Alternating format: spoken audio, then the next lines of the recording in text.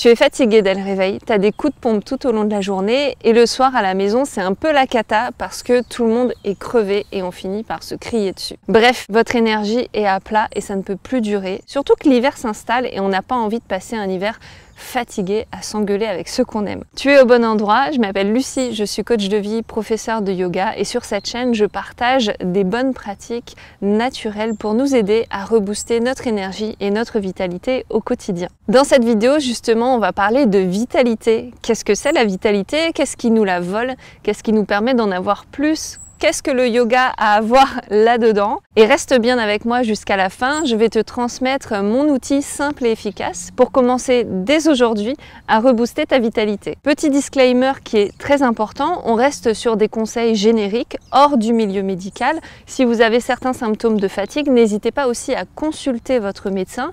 Ce que je vais vous proposer ici s'inscrit dans un mode de vie sain et durable qui vient soutenir notre énergie, soutenir notre santé, mais qui n'exclut pas bien sûr un suivi médical et des traitements médicaux lorsque c'est adapté. Donc n'hésitez pas à combiner les deux quand c'est nécessaire. Pour commencer, qu'est-ce que la vitalité? En quelques mots, c'est simplement notre énergie vitale qui est au top.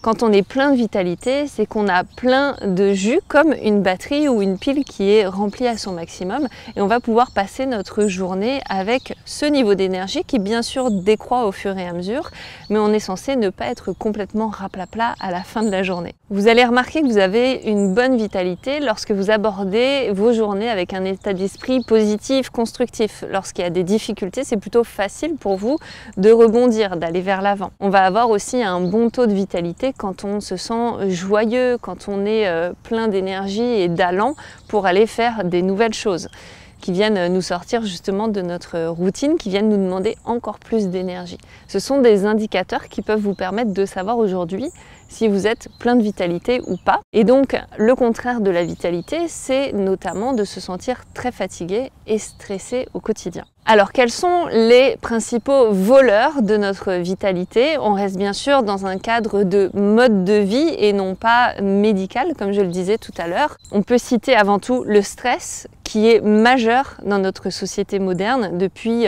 quelques décennies déjà et qui ne fait que s'accroître à tel point qu'on a tendance à l'ignorer, à en faire quelque chose de normal, mais il faut se rappeler que le stress n'est pas une situation normale pour un être humain et ne doit pas perdurer dans le temps. Donc un stress chronique, un stress qui s'est installé dans votre corps va être nuisible pour votre physiologie et donc pour votre vitalité. Ensuite, on va avoir l'alimentation, en particulier une alimentation inflammatoire avec des aliments qu'on a personnellement, on n'est pas tous égaux là-dessus, qu'on va avoir du mal à digérer, donc ça va être propre à chacun, mais dans ce qui est lié à l'alimentation moderne, on peut tout de même citer le sucre raffiné, les aliments ultra transformés. Plus on a une alimentation qui est riche en sucre raffiné, en sucre blanc, en aliments transformés, en charcuterie, en choses comme ça, plus ça va être difficile pour notre corps d'aller rester plein d'énergie puisqu'il va devoir dépenser beaucoup d'énergie pour assimiler ces choses-là qui ne sont pas idéales pour lui. Ensuite, je vais citer les routines du matin et routines du soir parce que ça impacte énormément notre journée et surtout notre sommeil. La routine du soir va beaucoup impacter notre sommeil, de même que le stress et l'alimentation vont impacter le sommeil. Puis on va avoir le manque de sport qui va impacter notre souplesse, notre mobilité articulaire, notre digestion aussi des émotions, du stress, notre évacuation aussi de certaines hormones. Donc ça, le mouvement est vraiment central pour préserver et booster notre vitalité. Et enfin, un élément surprise, c'est la respiration. On n'a pas tendance à le savoir, je trouve, sous nos cieux en France, mais la qualité de notre respiration est absolument fondamentale dans la qualité qu'on a au quotidien, de notre énergie, de notre vie. Et ça, ce sera des éléments à développer plus tard sur la chaîne. D'ailleurs, n'hésitez pas à me dire dans les commentaires si ça vous intéresse.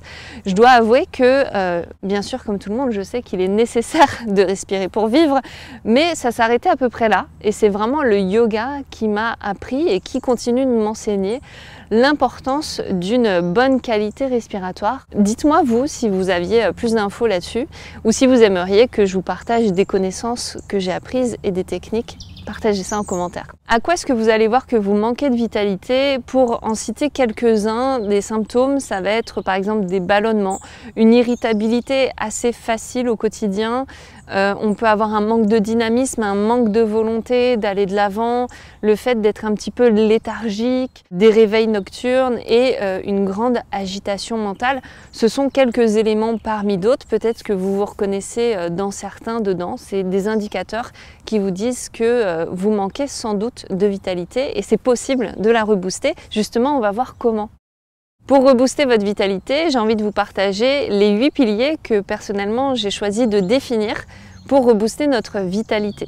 On a tendance à considérer 4 piliers, mais j'en ai ajouté 4 autres. Donc je vais commencer par les plus classiques que vous pouvez trouver par ailleurs sur Internet. L'alimentation, à laquelle il faut bien sûr ajouter l'hydratation. On a aussi le sport ou le mouvement. On a également le sommeil et puis on a les pensées. Donc ces 4 piliers, ils sont fondamentaux et j'ai envie d'en ajouter 4 autres pour aller un petit peu plus loin. Donc personnellement, je vais y ajouter la respiration, les émotions, les relations humaines, mais aussi notre environnement direct. Et puis en dernier, le pilier du sens associé à la spiritualité. Une fois qu'on sait ça, qu'est-ce qu'on fait de ces 8 piliers? D'abord, vous pouvez vous demander pour chacun, est-ce que je cultive un bon équilibre pour ces piliers? Sur une échelle de 1 à 10 par exemple, est-ce que je suis entre 0 et 5 ou entre 5 et 10? À quel endroit exactement? Ensuite, on va vouloir augmenter le niveau de chacun de ces piliers pour idéalement être à 10. Et c'est là-dessus que la ressource gratuite que je vous ai préparée va vous aider. Donc n'hésitez pas à cliquer tout de suite dans le lien en description pour télécharger gratuitement cette ressource et vous aider dès maintenant à qualifier ces éléments-là et à augmenter votre vitalité dans votre vie. Dernier point, comment est-ce que le yoga peut nous aider à développer notre vitalité? Et oui Lucie, ça c'est quand même une bonne question parce que là, alimentation, sommeil, etc., on ne voit pas forcément le lien avec le yoga. Eh bien figurez-vous que le yoga, au-delà d'être des mouvements, des postures qu'on pratique sur un tapis, c'est avant tout une philosophie de vie et même j'ai envie de dire un art de vivre. Quand on a envie d'être yogi, déjà il faut savoir que c'est un chemin à vie, un chemin de perfectionnement de soi entre guillemets et donc c'est aussi un chemin de connaissance de soi. Et donc le yoga est une approche merveilleuse car elle est holistique, elle prend en compte tout de notre vie et donc tous ces 8 piliers dont je vous ai parlé. Donc le yoga, comme on le pratique avec mon yoga quotidien, ça va être beaucoup des postures et donc ce mois-ci on va venir assouplir notre corps, bouger notre corps, aller aussi respirer différemment. Donc je vais vous enseigner Kapalabhati bientôt, vous allez pouvoir retrouver cette vidéo là en lien avec la vitalité, mais vous pouvez aussi déjà retrouver sur la chaîne la vidéo de la respiration yogique complète qui est extraordinaire pour notre vitalité. Mais comme je vous le disais, le yoga c'est avant tout un art de vivre qui nous enjoint à adopter une certaine discipline de vie pour avoir un mode de vie qui est qualitatif à travers l'alimentation, à travers le sommeil, à travers notre relation à nous, les relations aux autres, etc. C'est pour ça que le yoga fait de nous des humains qui sont très conscients du monde qui nous entoure et de notre monde intérieur. Avant de partir, n'oubliez pas de télécharger votre ressource gratuite pour commencer dès aujourd'hui par une méthode simple et efficace à booster votre vitalité au quotidien. Et puis je vous invite à partager en commentaire au moins une chose que vous retenez de cette vidéo, que ce soit une prise de conscience, que ce soit « Ah tiens, ça je le fais déjà et c'est déjà super » ou ce que vous avez envie de commencer à mettre en place dans votre vie. Partagez ça, faisons de cet espace communautaire quelque chose de positif qui nous aide les uns les autres. Et puis n'hésitez pas aussi à partager toute autre question ou envie d'approfondissement de tous ces sujets que je commence à aborder avec vous. J'aurai grande joie à vous retrouver dès dimanche prochain pour une nouvelle pratique avec mon yoga quotidien. Je vous embrasse et je vous dis à très bientôt.